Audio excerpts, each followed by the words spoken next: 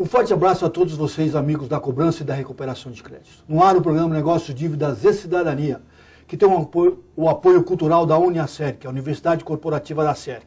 A CERC é a Associação Nacional das Empresas de Recuperação de Crédito. No mês de agosto, nós estaremos ministrando um curso na cidade do Rio de Janeiro com a professora Deise Branco. Desenvolvimento de supervisão e chefia. No sentido de capacitar e qualificar os operadores, os negociadores das empresas associadas no Rio de Janeiro. Contamos com a colaboração de todos vocês daqui de São Paulo, que tem filial no Rio de Janeiro, no sentido de que possamos realmente ter uma adesão forte e importante para todo o nosso segmento. Também informamos a vocês que vamos ter o nosso café da manhã no comecinho de agosto, onde estaremos falando sobre o cadastro positivo, na sua modelagem nova, no seu formato novo, a fim de que possamos realmente entender de forma definitiva como agir, como trabalhar em benefício do tomador de crédito. Ou seja, o cadastro positivo beneficiando o tomador de crédito no sentido de um juro menor, onde possamos realmente, se não aumentarmos o crédito, mas fazermos da concessão do crédito uma coisa positiva e forte.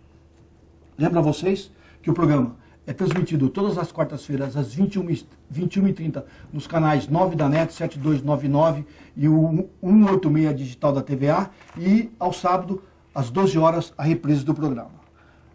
E se você não ver o programa na televisão, pode ver no nosso site www.acerc.org.br. Bem, meus amigos, hoje nós temos o prazer de estar aqui conosco duas senhoras. Hoje o programa está florido. Tá? São técnicas do PROCON. A doutora Vera Lúcia Rimédio Pereira, certo? Assessora técnica da diretoria executiva e coordenadora do projeto piloto de tratamento do superendividado. A doutora Neide Ayub, também do PROCON, técnica defesa do consumidor dentro do PROCON, mas a coordenadora do núcleo de tratamento do superendividado, que é o nosso tema, é o assunto do dia hoje, o PROCON e o seu projeto piloto do superendividamento. Primeiramente, doutora Vera, muito obrigada por aceitar o nosso convite, as suas considerações iniciais, por favor. Certo, agradeço o convite. Para nós vai ser uma oportunidade de esclarecer o projeto piloto que fizemos em convênio com o Tribunal de Justiça de São Paulo. Esse projeto ele decorre desse convênio firmado e vem, desde 2006, o PROCON vem trabalhando com a questão do superendividamento. E através do projeto piloto, a gente teve a condição de fazer uma experiência com um grupo de 300 pessoas para que se faça essa parceria com o Tribunal de Justiça. Então, o PROCON realizou um trabalho em que ele fez a triagem, fez o preparo do consumidor para que depois ele possa participar de uma audiência coletiva com todos os seus credores, junto aos postos avançados de conciliação extraprocessual do Tribunal de Justiça. Perfeito. Daqui a pouco nós vamos nos inteirar de todas essas nuances. E a senhora, doutora Neide, muito obrigado por aceitar o nosso convite e também as suas considerações iniciais. Então, Orlando, eu só tenho a agradecer esse espaço que você está dando para a voz do consumidor, que muitas vezes não consegue chegar até os veículos de comunicação, e quero também parabenizá-lo pela iniciativa à frente da CERC. O fato de a gente ter conhecido a CERC já é fruto do seu trabalho. Não, na realidade, eu agradeço em nome da equipe. Né? Nós temos lá a nossa equipe, somos poucos, mas realmente a gente tem uma equipe e eu tenho que dividir com eles também os agradecimentos. Mas, de qualquer forma, o nosso trabalho é nesse sentido mesmo, sabe? De valorizar, de buscar, e o nome do nosso programa diz tudo, Negócio, Dívida e Cidadania.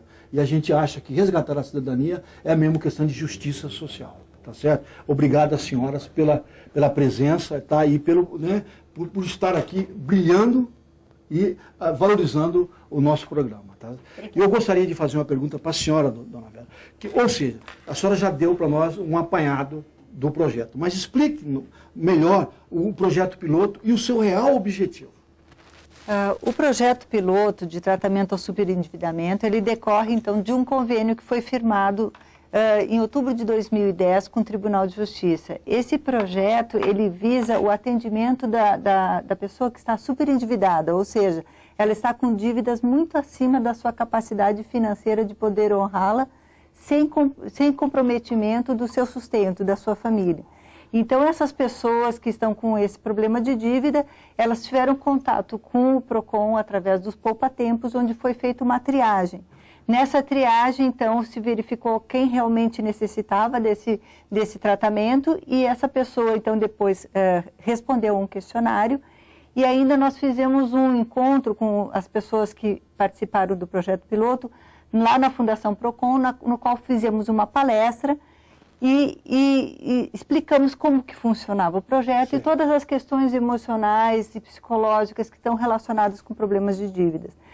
Nós contamos com o apoio também da Tatiana Filomensky, que é uma psicóloga do Hospital de Clínicas e que trabalha com grupos de pessoas que têm problemas de superendividamento e transtornos de impulso. Então, aquelas pessoas que têm problemas de haver um transtorno por compras e elas têm esse grupo lá, esse trabalho com essas pessoas. E ela deu esse apoio para nós nesse projeto, explicando todas as questões emocionais relacionadas às dívidas. Nesse encontro, a gente também esclarecia como que iria ocorrer a audiência coletiva, também a questão de que nessa audiência coletiva se faria um acordo, e esse acordo, uma vez homologado pelo juiz responsável do Tribunal de Justiça, ele se torna um título executivo judicial. Então, o projeto ele tem uma preocupação de fazer um tratamento global do superendividamento. O objetivo real é recuperar essas pessoas que estão com problemas de dívidas e não estão conseguindo solucioná-las sozinha, e o PROCON e o Tribunal de Justiça, com esse trabalho conjunto, propiciando tanto a prevenção, que a gente está fazendo educação para o consumo, orientação, quanto a renegociação em si da dívida. Então, com um conciliador, é possível que o consumidor sente com seus credores e procure uma melhor solução para que ele consiga saldar as suas dívidas, honrar os seus compromissos, mas que também consiga preservar o seu mínimo existencial, que é o que ele precisa para sobreviver. Entendo.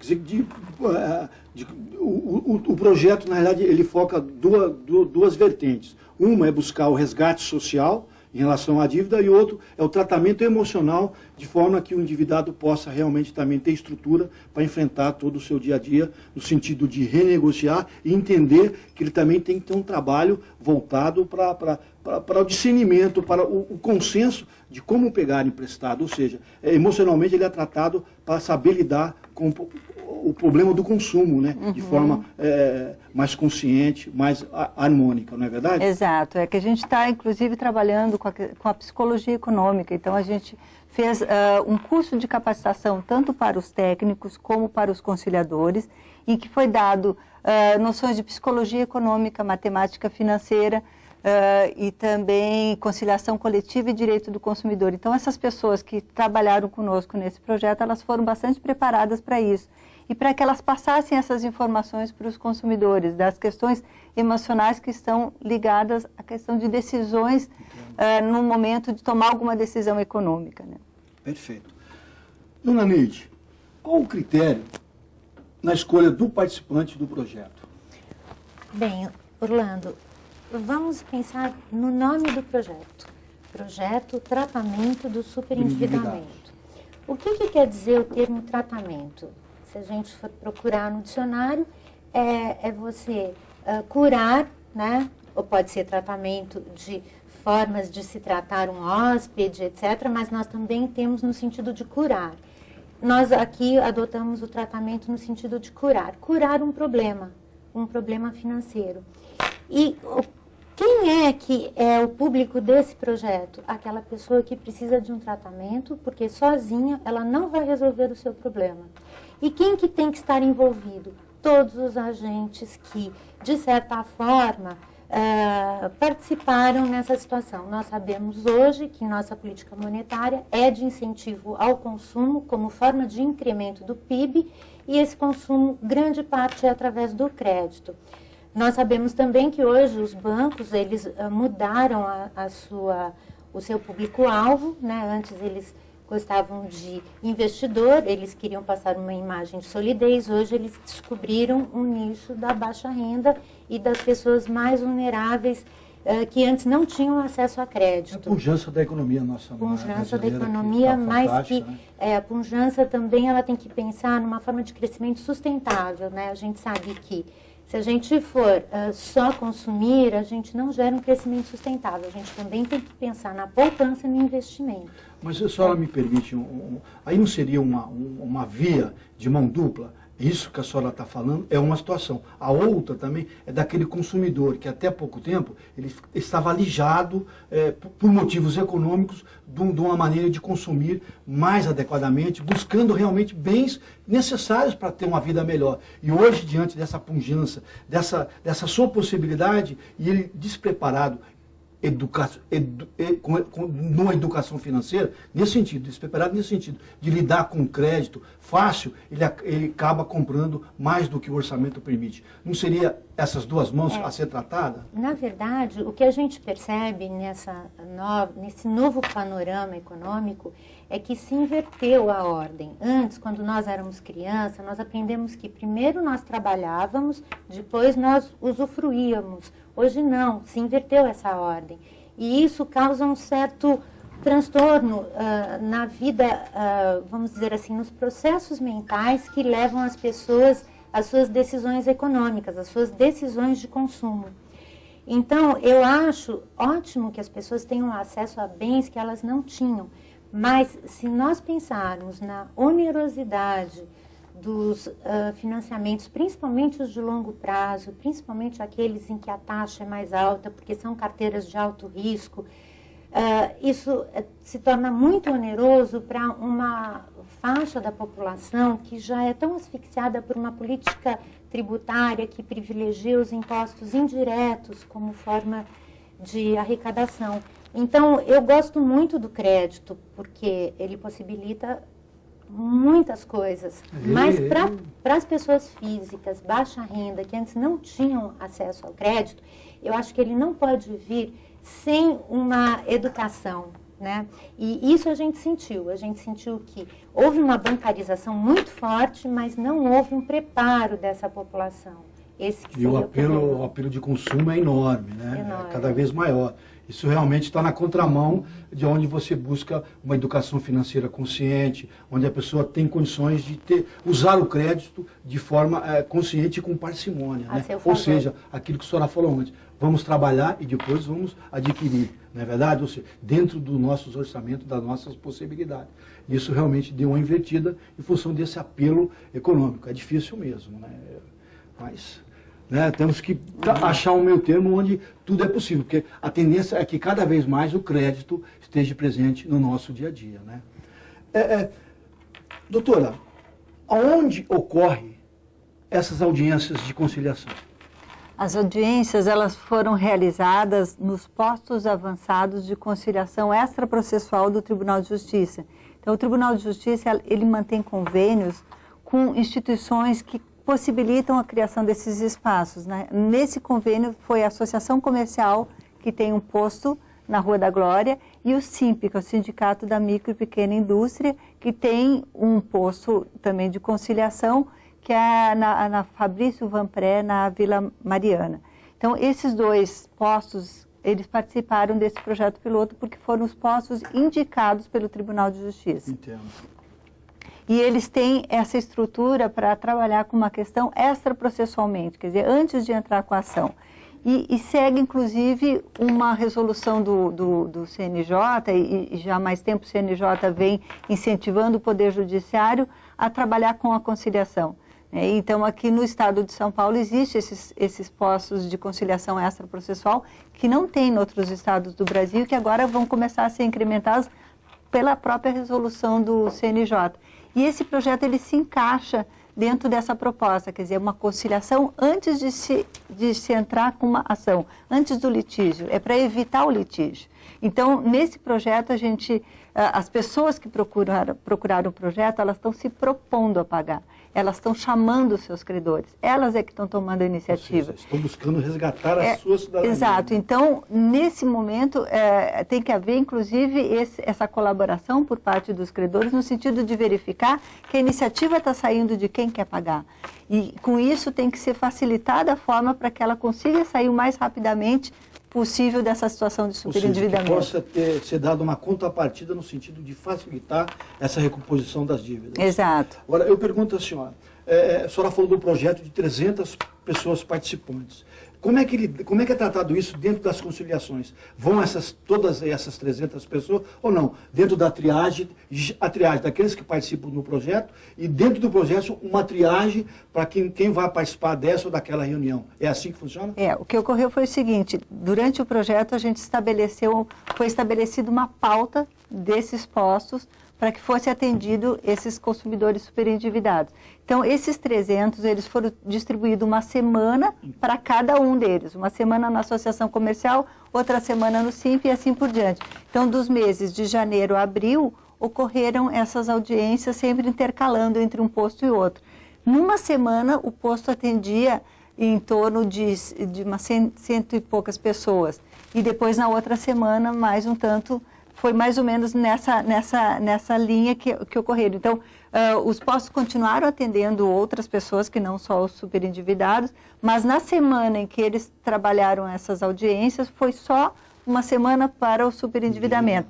Essa é a ideia na continuação do projeto, que continue dessa forma. Os postos que forem participar na continuidade do projeto, nesse convênio, eles vão dispor uma semana por mês para receber e realizar essas audiências com os consumidores superendividados. Então, a pauta, inclusive, eles nos deram os dias e quem organizou foi o núcleo de tratamento, os nossos técnicos que organizaram a pauta, mais ou menos tentando juntar os credores, os bancos, conforme os consumidores. Então, mais ou menos, Banco do Brasil, Caixa Econômica, Bradesco, para que fique mais ou menos nos mesmos dias, de forma a facilitar, inclusive, a participação deles. No geral, né, o nível de endividamento desses participantes é alto, baixo, não de valor, mas de dívidas, por exemplo, 1, 2, 3? A média que nós vimos era de 3 credores, mas acontece que esses credores, muitas vezes, cada credor, eles tinham 2, 3 contratos. Então, isso fazia com que eles tivessem uma dívida bastante alta e como a maior parte do público era de classe C e D, a gente viu que para eles era elevadíssima a dívida. Ela evoluiu e como se sabe que os juros são juros sobre juros, exponencial, uma dívida de 700 vira 8 mil em pouco tempo. Então, o que nós verificamos é assim, quando as pessoas foram procurar o projeto, elas estavam já num valor muito elevado, porque vinham pagando o mínimo do cartão de crédito, porque vinham já incorporando o cheque especial no seu orçamento e com uma dificuldade de se livrar desses juros elevados. Entendo. Doutora Neide, 2 coisas.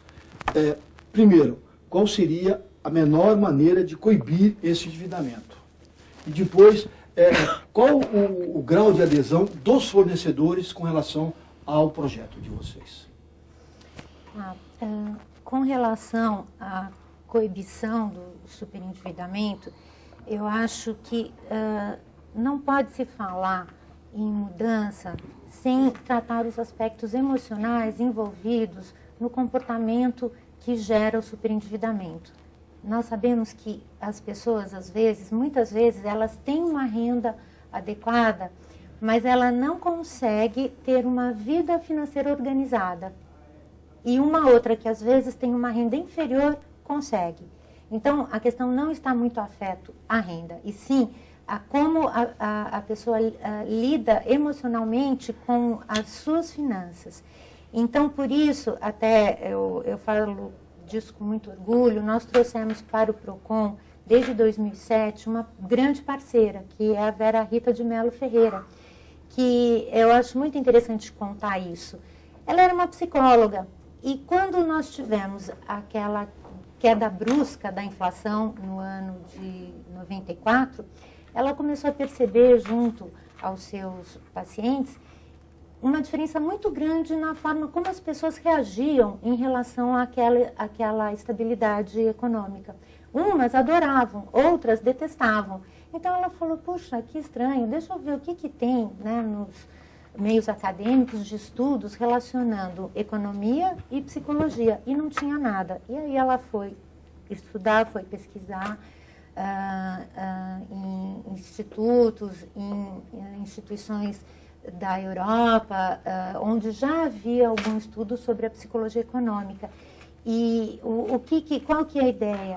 é ajudar as pessoas a agirem de acordo com os seus interesses. Por quê? Por nossa vulnerabilidade emocional, você tem que fazer um trabalho de autoconhecimento e saber como agir na economia sem se deixar levar pela possibilidade fácil de aliviar suas angústias fazendo compras. A gente precisa trabalhar essa questão. É um trabalho longo, não é milagroso, mas eu acho que o fato de a gente introduzir o assunto no nosso projeto, na defesa do consumidor através do nosso projeto, acho que é um caminho muito grande, porque nós sabemos que as empresas detêm conhecimentos assim, específicos em marketing para conseguir colocar a sua marca no nosso cérebro para nos seduzir. E nós temos que iniciar o consumidor com instrumentos para que ele possa, não digo não comprar, nem não ter crédito, mas agir de acordo, exatamente, de agir de acordo com seus interesses. Hoje, muitas vezes, ele age de acordo com os interesses do setor financeiro, dos fornecedores em geral. Quer dizer, né? Que coibir, então, indevidamente, seria trabalhar a forma da educação financeira e a forma da educação emocional, não é verdade? Exatamente. Não se deixar levar pelos apelos de consumo e saber fazer conta, né? Exatamente. Esperamos realmente que todos nós possamos, né, chegar nesse grande objetivo, né? Eu acho interessante o que a Vera fala. Se fosse fácil, seria só você dar uma calculadora de R$1 para os consumidores e eles se organizariam. Não é. Existe um pano de fundo emocional que antecede as decisões de consumo. Nós usamos a nossa racionalidade para justificar as nossas escolhas feitas através de uma decisão emocional. Claro que isso, dependendo da situação, tem vários graus de aplicação, mas isto, infelizmente, acontece. Mas é interessante e vale a pena a gente enaltecer, é que o PROCON tem trabalhado nessas duas frentes, né? Envolveu num projeto uma educação emocional, através dessa doutora, e nós já sabemos que o PROCON tem um trabalho de educação financeira já desenvolvido ao longo dos tempos em benefício do consumidor. Eu acho que isso que é o maravilhoso. O PROCON tem ajudado, veja, ajudar o consumidor, não no sentido de tirar ele de dívidas, mas de não permitir que ele também entre em dívida, né? Quer dizer, então o PROCON tem trabalhado nessas duas vertentes. Isso é fantástico mesmo. Com relação ao comprometimento dos credores, eu tenho algumas observações. Eu acho assim que, primeiro, se a situação requer um tratamento especial, nós notamos que muitas vezes o credor não participa desta forma quando a pessoa está num nível de inadimplência num prazo curto, os descontos não são suficientes para ela conseguir reverter a situação, e quando, por exemplo, ele fala, eu não posso te emprestar a juros baixos, porque o seu limite já está extrapolado, mas ele, por outro lado, cobra juros altos através de outros tipos de contratos. Então, eu não vejo como que o banco quer que esta pessoa saia dessa situação se não tiver uma ajuda no sentido de substituir dívidas com encargos altos por dívidas de encargos baixos e dar descontos, mesmo que essa pessoa não esteja num prazo alto de inadimplência ou insolvência. Mas a senhora sente que está caminhando. Está indo para não vou dizer para o ideal, mas uma solução onde possa os maiores interessados se acertarem, que é tanto o dono do crédito como o devedor, não é verdade? A senhora acha que caminha para isso? A gente, infelizmente, poderia estar caminhando mais. Por exemplo, eu mandei um questionário para cada credor solicitando uma série de colocações para que a gente pudesse adequar ao projeto as necessidades desses credores. De cerca de 80 credores, apenas 7 responderam. Então, eu acho que a participação, o comprometimento poderia ser maior. Então, vamos tentar. Vamos tentar. Né? Vamos tentar. Doutora Vera, para a senhora, quais são as barreiras que as pessoas mais encontram para se livrar dessas dívidas e que essas barreiras já foram identificadas pelo PROCON? Bom, em parte a gente já respondeu isso no sentido de que elas têm muita dificuldade de renegociar sozinhas.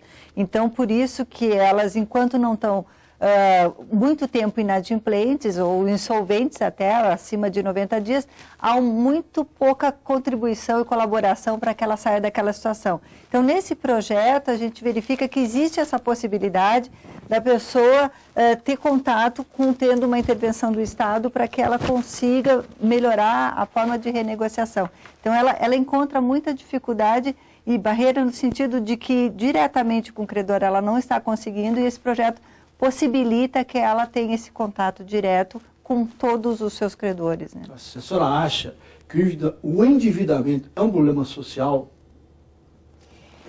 O superendividamento é um grande problema social, porque nós sabemos que hoje não se vive sem crédito. Então, nós sabemos também que muitas vezes quando um consumidor consegue renegociar suas dívidas junto a um banco, conseguindo um grande abatimento por conta da sua fragilidade, ele não consegue mais ter conta corrente em qualquer outro banco. Existe um tipo de cadastro oculto que barra o acesso desse consumidor em outras instituições e em outros contratos de crédito. Numa situação de extrema vulnerabilidade, eu vejo assim um imenso problema social. Tá certo. Para finalizar, doutora Vera, com sua reconhecida experiência em defesa do consumidor, como a SERC, no seu entender, pode contribuir para o melhor apoio aos projetos do PROCON, no sentido de buscar uma melhor adequação, uma melhor solução desse problema do endividamento? Bom, nós fizemos durante o projeto piloto várias reuniões setoriais com todos os credores de vários segmentos. E a SERC contribuiu nessa participação no sentido de ter ido nessas reuniões e tem procurado colaborar nesse sentido. O que a gente considera é o seguinte, que a SERC tem que orientar os seus associados para que eles enfrentem o problema do superendividamento como um problema muito sério que está atingindo a sociedade como um todo, né? É um problema social, é um problema jurídico, é um problema econômico, que está fazendo com que muitas pessoas fiquem excluídas. Então, a colaboração é importante. Todo credor deve colaborar, e isso faz parte do princípio da boa-fé objetiva, colaborar com o seu parceiro contratual. Quer dizer, no momento em que uma pessoa de alguma forma não está conseguindo saldar as suas dívidas, ela tem que ter uma colaboração para que ela consiga sair dessa situação. Então, eu acho que a associação pode contribuir nesse sentido, né? Perfeito. Bom, nosso tempo acabou. Eu agradeço a colaboração de vocês por estar aqui comigo e cedo a vocês o tempo para as considerações finais. Primeiro para a doutora Vera e depois para a doutora Neide. Certo. Eu agradeço a participação nesse programa, é uma forma de nós explicarmos para o público que existe um projeto que está sendo feito pelo PROCON, com parceria com o Tribunal de Justiça, e que há um olhar realmente de preocupação com o tema do superendividamento.